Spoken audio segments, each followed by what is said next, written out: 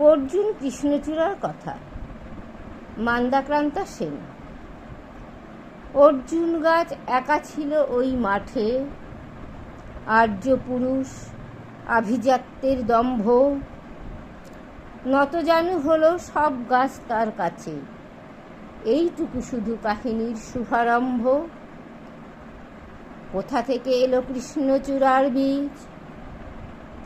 যুবতী হলো সে কয়েক বছর পরে, সাঁওতালি মেয়ে খোপায় তীব্র লাল। অর্জুন তাকে চাইল আপন করে, নতজানু হবে এমন মেয়ে সে নয়।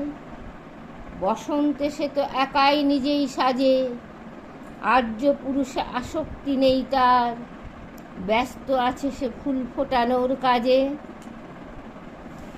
খোপা থেকে খসে গত রাত্রির ফুল, ঝিরঝিরে পাতা পোশাক বুনেছে তার।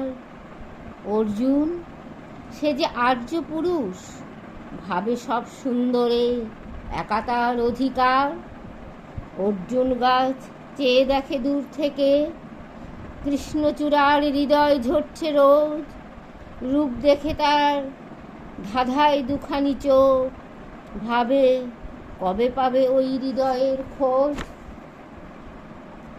কাহিনী এবার শেষ করি তাড়াতাড়ি, কৃষ্ণচূড়ার জেদখানি বড় বেশি। অভিমান সেও বিকাবে না করে ও কাছে, বরঞ্চ হবে বন্ধু বা প্রতিবেশী।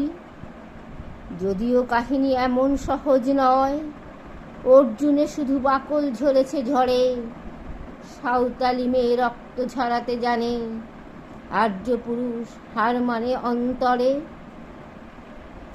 পরের জন্মে অর্জুন গাছ হয়ে কৃষ্ণচূড়াকে বন্ধুর মতো দেখো।